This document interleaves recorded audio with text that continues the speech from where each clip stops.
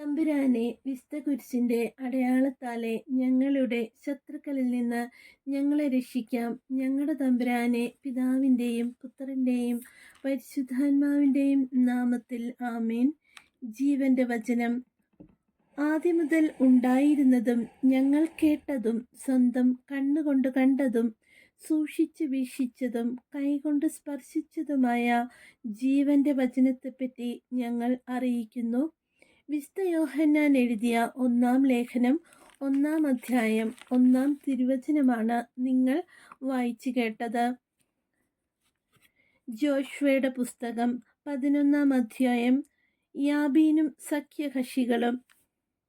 Hazor രാജാവായ യാബീൻ ഇത് കേട്ടപ്പോൾ മാദോൻ രാജാവായ യോബാബിനും ഹിഷ്രോണിലെയും അക്ഷാഫിലെയും രാജാക്കന്മാർക്കും വടക്ക് മലമ്പ്രദേശത്തും താഴ്വരയിൽ കിന്നരോത്തിന് സമീപം അരാബയിലും പടിഞ്ഞാറ് നഫ്തദോറിലും ഉള്ള രാജാക്കന്മാർക്കും കിഴക്ക് പടിഞ്ഞാറ് കാനാന്യർക്കും മലമ്പ്രദേശത്തുള്ള അമോര്യർ, ഹിത്യർ, പെരിസ്യർ, ജബൂസിയർ എന്നിവർക്കും മിസ്പാദേശത്ത് ഹെർമോൺ താഴ്വരയിൽ വസിച്ചിരുന്ന ഹിവ്യർക്കും ആളയച്ചു.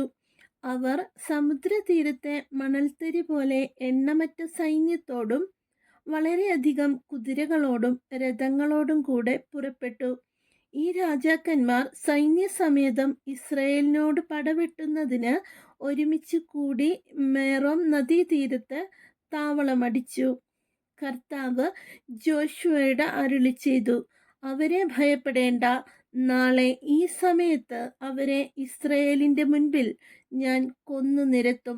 നിങ്ങൾ അവരുടെ കുതിരകളുടെ കുതിഞരമ്പു വെട്ടുകയും അവരുടെ രഥങ്ങൾ കത്തിക്കുകയും ചെയ്യണം. ഉടനെ ജോഷുവ യോദ്ധാക്കളും ഒന്നിച്ച് മെറോൻ നദീതീരത്ത് വന്ന് അവരെ ആക്രമിച്ചു. കർത്താവ് അവരെ ഇസ്രായേലിന്റെ കൈകളിൽ ഏൽപ്പിച്ചു. ഇസ്രായേൽക്കാർ അവരെ വധിക്കുകയും മഹാസിദോൻ വരെയും മിസ്രാഫോത്മയും വരെയും കിഴക്കോട്ട് മിസ്പാ താഴ്വര വരെയും ഓടിക്കുകയും ചെയ്തു. ഒന്നൊഴിയാതെ എല്ലാവരെയും ഉന്മൂലനം ചെയ്തു. കർത്താവ് കൽപ്പിച്ചിരുന്നത് പോലെ ജോഷുവ അവരോട് പ്രവർത്തിച്ചു. കുതിരകളുടെ കുതിഞരമ്പ് വെട്ടുകയും രഥങ്ങൾ അഗ്നിക്കിരയാക്കുകയും ചെയ്തു. ജോഷുവ തിരിച്ചു ചെന്ന് ഹാസോറിനെ കീഴടക്കി. അവിടുത്തെ രാജാവിനെ വാളിനിരയാക്കി. ഹാസോർ പണ്ട് ആ രാജ്യങ്ങൾക്കിടയിൽ പ്രബല സ്ഥാനം വഹിച്ചിരുന്നു. ജോഷുവ അവിടെ ഉണ്ടായിരുന്ന സകലരെയും വാളിനിരയാക്കി നിശേഷം നശിപ്പിച്ചു. ജീവനുള്ളതൊന്നും അവശേഷിക്കാത്ത വിധം ഹാസോറിനെ അഗ്നിക്കിരയാക്കി.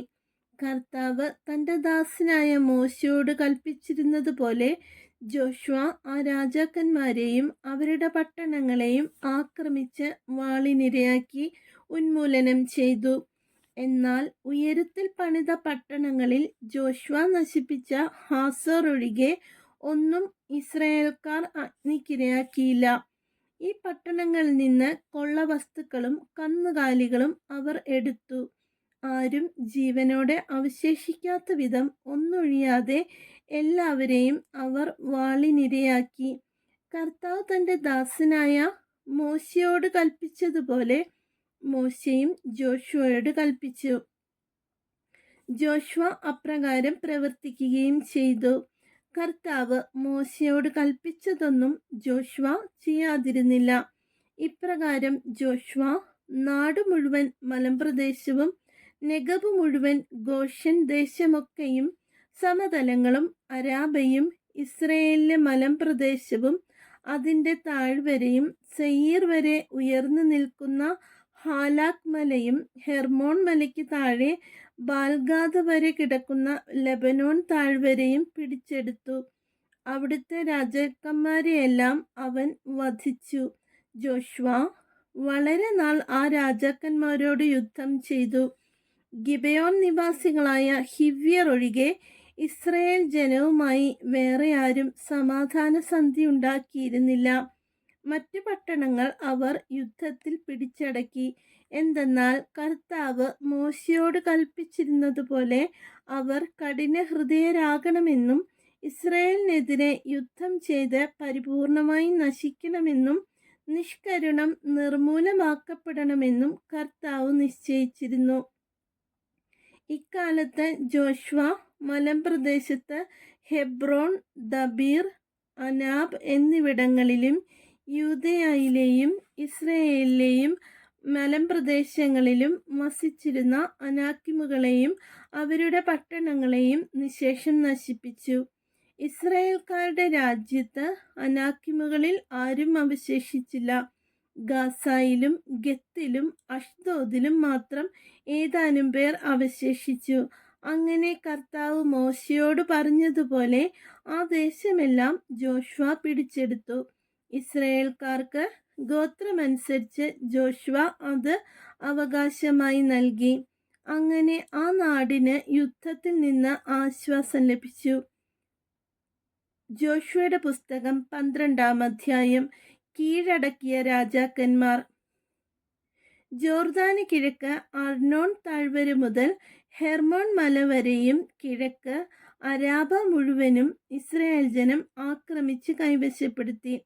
അവർ തോൽപ്പിച്ച രാജാക്കന്മാർ ഇവരാണ്: ഹെഷ്ബോണിൽ വസിച്ചിരുന്ന അമോര്യ രാജാവായ സീഹോൻ.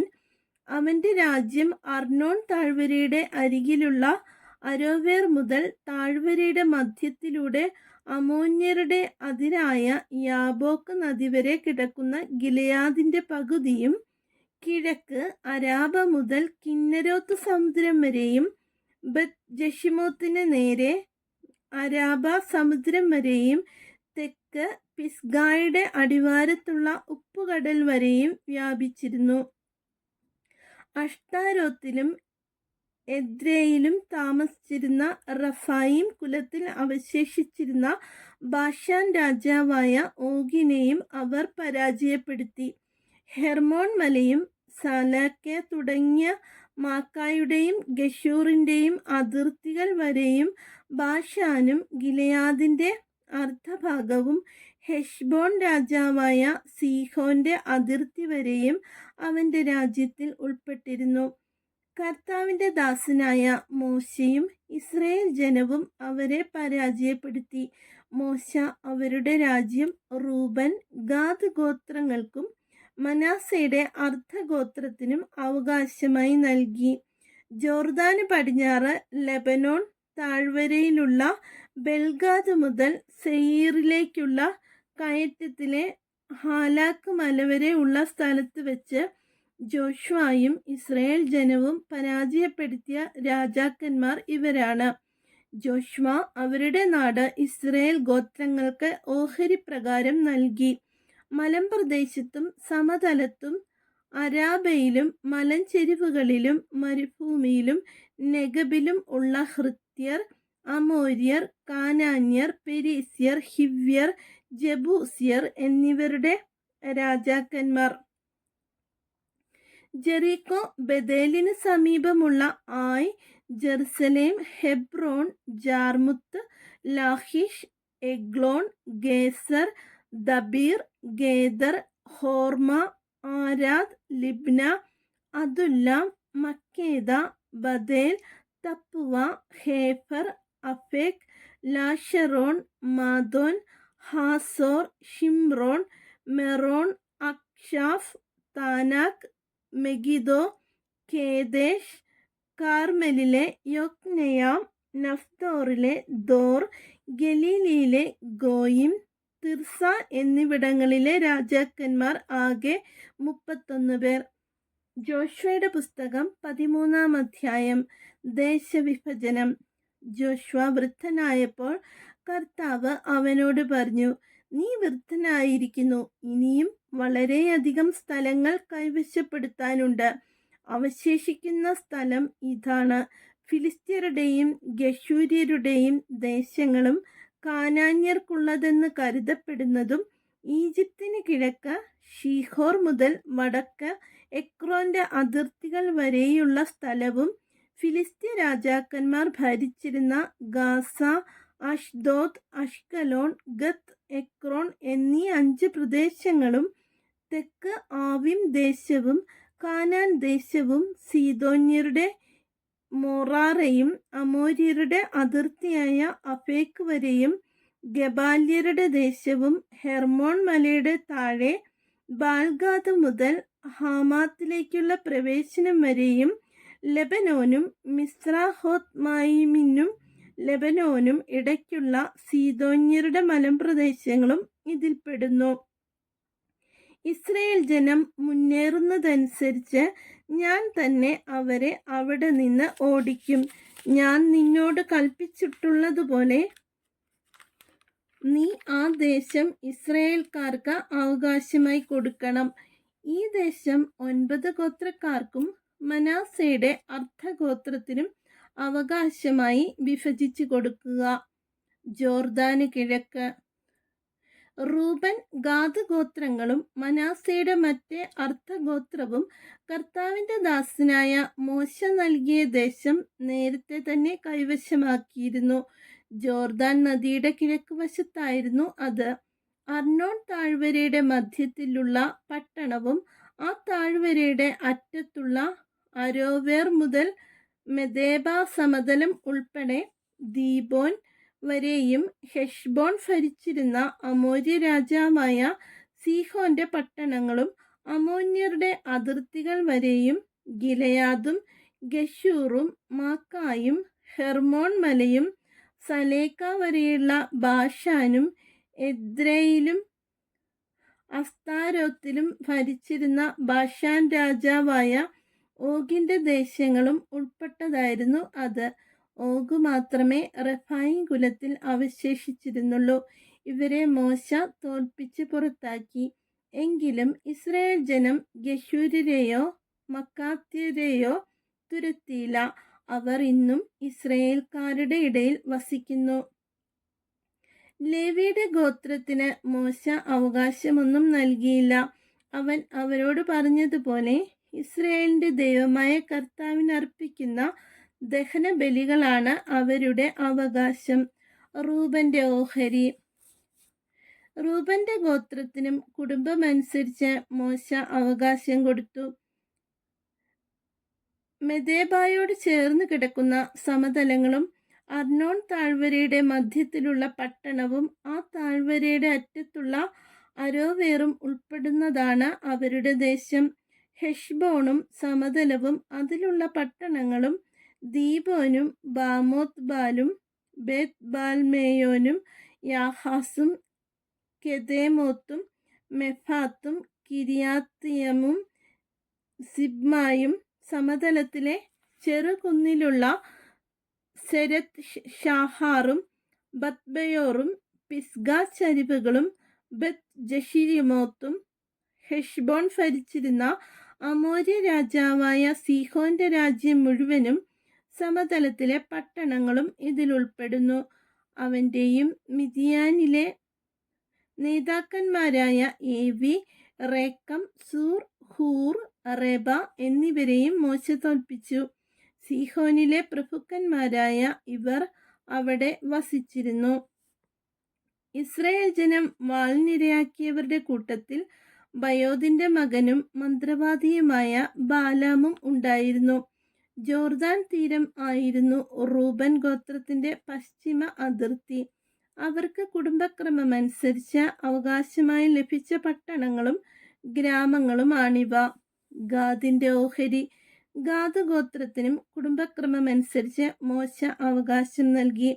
അവരുടെ ദേശങ്ങൾ യാസാർ, ഗിലെയാദിലെ പട്ടണങ്ങൾ, റബ്ബായുടെ കിഴക്ക് അരോവേർ വരെ അമോന്യരുടെ ദേശത്തിന്റെ പകുതി, ഹെഷ്ബോൺ മുതൽ റാമാത്ത് മിസ്പയ്യായും ബത്തോണിമും വരെ, മഹാനായിം മുതൽ ദബീറിന്റെ പ്രദേശം വരെ, താഴ്വരയിലെ ബത്ഹാറാം, ബത്ത് നിമ്ര, സൂക്കോത്ത്, സാഫോൻ, ഹെഷ്ബോൺ രാജാവായ സീഹോന്റെ രാജ്യത്തിലെ ബാക്കി ഭാഗം എന്നിവയാണ്.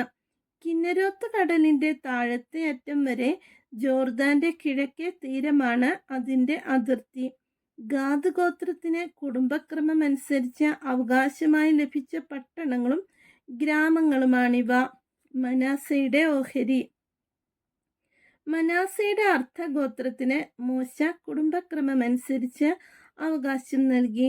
അവരുടെ ദേശം മഹനായിം മുതൽ ബാഷാൻ മുഴുവനും, ബാഷാൻ രാജാവായ ഓഗിന്റെ രാജ്യം മുഴുവനും, ബാഷാനിലുള്ള ജായിറിന്റെ എല്ലാ പട്ടണങ്ങളും 60 പട്ടണങ്ങളും, ഗിലെയാദിന്റെ പകുതിയും, അഷ്താരോത്ത്, എദ്രോയിൻ എന്നീ ബാഷാനിലെ ഓഗിന്റെ രാജ്യത്തുള്ള പട്ടണങ്ങളും ഉൾപ്പെട്ടിരുന്നു.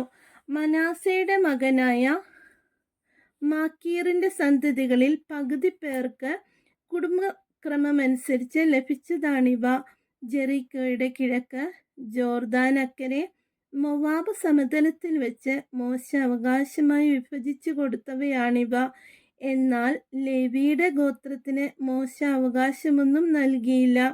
അവൻ അവരോട് പറഞ്ഞതുപോലെ ഇസ്രയേലിന്റെ ദൈവമായ കർത്താവ് തന്നെയാണ് അവരുടെ അവകാശം. ജോഷുവയുടെ പുസ്തകം 14-ാം അധ്യായം. ജോർദാന് പടിഞ്ഞാറ്. കാനാൻ ദേശത്ത് ഇസ്രായേൽ ജനത്തിന് അവകാശമായി ലഭിച്ച സ്ഥലങ്ങൾ ഇവയാണ്. പുരോഹിതനായ എലെയാസറും നൂനിന്റെ മകനായ ജോഷുവയും ഇസ്രായേൽ ഗോത്ര പിതാക്കന്മാരിൽ തലവന്മാരും കൂടി ഇവ അവർക്ക് ഭാഗിച്ചു കൊടുത്തു. കർത്താവ് മോശയോട് കൽപ്പിച്ചതുപോലെ 9 ഗോത്രത്തിനും അർത്ഥഗോത്രത്തിനും അവകാശങ്ങൾ ഭാഗിച്ചു കൊടുത്തത് നറുക്കിട്ടാണ്. ജോർദാനുമാർക്കരയിൽ 2 ഗോത്രങ്ങൾക്കും അർത്ഥഗോത്രത്തിനുമായി മോശ അവകാശം കൊടുത്തു കഴിഞ്ഞിരുന്നു. എന്നാൽ അവരുടെ ഇടയിൽ ലേവ്യർക്ക് അവകാശമൊന്നും കൊടുത്തില്ല. ജോസഫിന്റെ സന്തതികൾ മനാസെ, എഫ്രായിം എന്നീ 2 ഗോത്രങ്ങളായിരുന്നു. താമസിക്കുന്നതിന് പട്ടണങ്ങളും കന്നുകാലികളെ മേയ്ക്കുന്നതിന് പുൽമേടുകളും മാത്രമല്ലാതെ ലേവ്യർക്ക് അവിടെ വിഹിതമൊന്നും നൽകിയില്ല. കർത്താവ് മോശയോട് കൽപ്പിച്ചതുപോലെ തന്നെ അവർ സ്ഥലം പങ്കിട്ടെടുത്തു. അതിനുശേഷം യൂദായുടെ മക്കൾ ഗിൽഗാലിൽ ജോഷുവയുടെ അടുത്ത് വന്ന് കെനീസ്യനായ യെഫുന്നയുടെ മകൻ കാലബ് അവനോട് പറഞ്ഞു, കർത്താവ് ദൈവപുരുഷനായ മോശയോട് എന്നെക്കുറിച്ചും നിന്നെക്കുറിച്ചും കാദഷ് ബർണിയായിൽ വെച്ച് എന്താണ് അരുളിച്ചെയ്തതെന്ന് നിനക്കറിയാമല്ലോ. കാദഷ് ബർണിയായിൽ നിന്ന് ദേശം ഒറ്റുനോക്കുന്നതിന് കർത്താവിൻ്റെ ദാസനായ മോശെ എന്നെ അയക്കുമ്പോൾ എനിക്ക് 40 വയസ്സുണ്ടായിരുന്നു. ഞാൻ സത്യാവസ്ഥ അവനെ അറിയിക്കുകയും ചെയ്തു. എന്നാൽ എന്നോടുകൂടെ വന്ന സഹോദരന്മാർ ജനത്തെ നിരുത്സാഹപ്പെടുത്തി. എന്നിട്ടും ഞാൻ എൻ്റെ ദൈവമായ കർത്താവിനെ പൂർണ്ണമായി പിൻചെന്നു. അന്ന് മോശ ശപഥം ചെയ്തു പറഞ്ഞു, നീ കാലുകുത്തിയ സ്ഥലം എന്നേക്കും നിനക്കും നിന്റെ സന്തതികൾക്കും അവകാശമായി ഇരിക്കും. എന്തെന്നാൽ എൻ്റെ ദൈവമായ കർത്താവിനെ പൂർണ്ണമായും നീ പിൻചെന്നിരിക്കുന്നു. ഇസ്രായേൽക്കാർ മരുഭൂമിയിൽ സഞ്ചരിച്ച കാലത്ത് കർത്താവ് മോശയോട് ഇക്കാര്യം സംസാരിച്ചതു മുതൽ 45 സംവത്സരങ്ങൾ അവിടുന്ന് എന്നെ ജീവിക്കാൻ അനുവദിച്ചു. ഇപ്പോൾ എനിക്ക് 85 വയസ്സായി. മോശ എന്നെ അയച്ചപ്പോൾ ഉണ്ടായിരുന്ന അതേ ശക്തി ഇന്നും എനിക്കുണ്ട്. യുദ്ധം ചെയ്യാനും മറ്റെന്തിനും അന്നത്തെ ശക്തി ഇന്നും എനിക്കുണ്ട്. ആകയാൽ നീ കർത്താവ് അന്ന് പറഞ്ഞ ഈ മലമ്പ്രദേശം എനിക്ക് തന്നാലും പ്രബലങ്ങളായ വലിയ പട്ടണങ്ങളോട് കൂടിയതും അനാക്കിമുകൾ വസിക്കുന്നതുമാണ് ഈ സ്ഥലം എന്ന് നീ കേട്ടിട്ടുണ്ടല്ലോ. കർത്താവ് എന്നോട് കൂടെയുണ്ടെങ്കിൽ അവിടുന്ന് എന്നോട് പറഞ്ഞിട്ടുള്ളതുപോലെ ഞാൻ അവരെ ഓടിച്ചു കളയും. ജോഷുവ യെഫുന്നയുടെ മകനായ കാലബിനെ അനുഗ്രഹിച്ച് അവന് ഹെബ്രോൺ അവകാശമായി കൊടുത്തു. അങ്ങനെ ഇന്ന് വരെ ഹെബ്രോൺ കെനീസ്യനായ യെഫുന്നയുടെ മകൻ കാലബിന്റെ അവകാശമാണ്.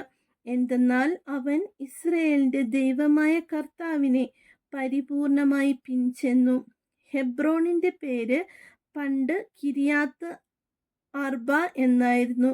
ഇത് അനാക്കിമുകളുടെ സ്ഥലങ്ങളിൽ ഏറ്റവും പ്രധാനമായിരുന്നു.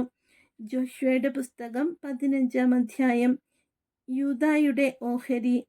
യൂദാ ഗോത്രത്തിന് കുടുംബക്രമമനുസരിച്ച് ലഭിച്ച ഓഹരി തെക്ക് സിൻ മരുഭൂമിയുടെ തെക്കേ അറ്റമായ ഏദോം അതിർത്തി വരെ വ്യാപിച്ചു കിടക്കുന്നു. അവരുടെ തെക്കേ അതിർത്തി ഉപ്പുകടലിന്റെ തെക്കോട്ട് നീണ്ടുകിടക്കുന്ന ഉൾക്കടലിൽ ആരംഭിക്കുന്നു. അത് അക്രാബിമിന്റെ കയറ്റത്തിലൂടെ തെക്കോട്ട് ചെന്ന് സിനിലേക്ക് കടന്ന് കാദഷ് ബർണയുടെ തെക്ക് ഭാഗത്തു കൂടി ഹെസ്രോണിലൂടെ അദാറിൽ എത്തി കർക്കായിലേക്ക് തിരിയുന്നു. അവിടെ നിന്ന് അസ്മോൺ കടന്ന് ഈജിപ്ത് തോട് വരെ ചെന്ന് കടലിൽ അവസാനിക്കുന്നു. ഇതായിരിക്കും നിങ്ങളുടെ തെക്കേ അതിർത്തി. ജോർദാൻ നദീമുഖം വരെയുള്ള ഉപ്പുകടലായിരിക്കും നിങ്ങളുടെ കിഴക്കേ അതിർത്തി.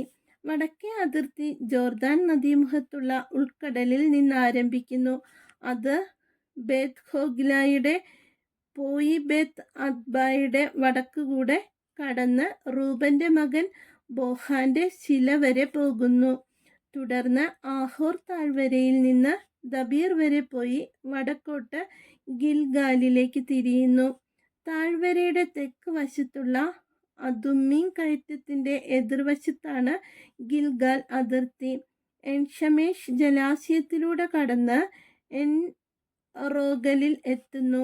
അവിടെ നിന്ന് അത് ജബൂസ്യമലയുടെ ജെറുസലേമിന്റെ തെക്കേ അറ്റത്ത് ബൻഹിന്നോം താഴ്വര വരെ പോകുന്നു.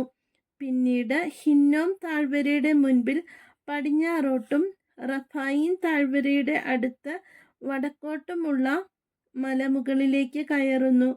വീണ്ടും അത് മലമുകളിൽ നിന്ന് നെഫ്തോവ അരുവികൾ വരെയും അവിടെ നിന്ന് എഫ്രോൺ മലയിലെ പട്ടണങ്ങൾ വരെയും അവിടെ നിന്ന് ബാലായിലേക്ക്, അതായത് കിരിയാത്ത് യയാറിമിലേക്ക് വളഞ്ഞു പോകുന്നു. ബാലായുടെ പശ്ചിമ ഭാഗത്തുകൂടി കടന്ന് സെയിൻ മലയിലെത്തി യയാറിം മലയുടെ കെസലോണിന്റെ വടക്ക് ഭാഗത്തുകൂടെ കടന്ന് ബത്ഷമേഷിലേക്ക് ഇറങ്ങി തിമ്നായിലൂടെ നീങ്ങുന്നു. അത് എക്രോണിന്റെ വടക്കുള്ള കുന്നിൻ പ്രദേശങ്ങളിലൂടെ ചെന്ന് ഷിക്കറോൺ ചുറ്റി ബാലാമലയിലൂടെ കടന്ന് യാബ്നേലിലെത്തി സമുദ്രത്തിൽ വന്ന് അവസാനിക്കുന്നു. പടിഞ്ഞാറെ അതിർത്തി മഹാസമുദ്രവും അതിൻ്റെ തീരപ്രദേശവുമാണ്. യൂദാ ഗോത്രത്തിന് കുടുംബക്രമമനുസരിച്ച് ലഭിച്ച അവകാശത്തിന് ചുറ്റുമുള്ള അതിർത്തിയാണിത്. ജോഷുവയുടെ കർത്താവ് കൽപ്പിച്ചതനുസരിച്ച് യെഫുന്നയുടെ മകനായ കാലബിന് യൂദാ ഗോത്രത്തിൻ്റെ ഇടയിൽ കിരിയാത്ത് അർബ ഹെബ്രോൺ കൊടുത്തു. അനാക്കിന്റെ പിതാവായിരുന്നു അർബ. അവിടെ നിന്ന് കാലബ് അനാക്കിന്റെ സന്തതികളായ ഷേഷായി, അഹിമാൻ, തൽമായി എന്നിവരെ തുരത്തി. പിന്നീട് അവൻ ദബീർ നിവാസികൾക്കെതിരെ പുറപ്പെട്ടു. ദബീറിന്റെ പഴയ പേർ കിരിയാത്ത് സേഫർ എന്നായിരുന്നു. കാലബ് പറഞ്ഞു, കിരിയാത്ത് സേഫർ പിടിച്ചെടുക്കുന്നവന് എൻ്റെ മകൾ അക്സായെ ഞാൻ ഭാര്യയായി കൊടുക്കും. കാലബിന്റെ സഹോദരൻ കെനസിന്റെ മകനായ ഒത്നിയേൽ അത് പിടിച്ചെടുത്തു. അവന് തൻ്റെ മകളായ അക്സായെ കാലബ് ഭാര്യയായി നൽകി. അവൾ അടുത്തു ചെന്നപ്പോൾ പിതാവിനോട് ഒരു വയൽ ചോദിക്കണമെന്ന് അവൻ നിർബന്ധിച്ചു. അവൾ കഴുതപ്പുറത്തു നിന്നിറങ്ങിയപ്പോൾ കാലബ് അവളോട് ചോദിച്ചു, നിനക്ക് എന്താണ് വേണ്ടത്? അവൾ പറഞ്ഞു, എനിക്ക് ഒരു സമ്മാനം വേണം.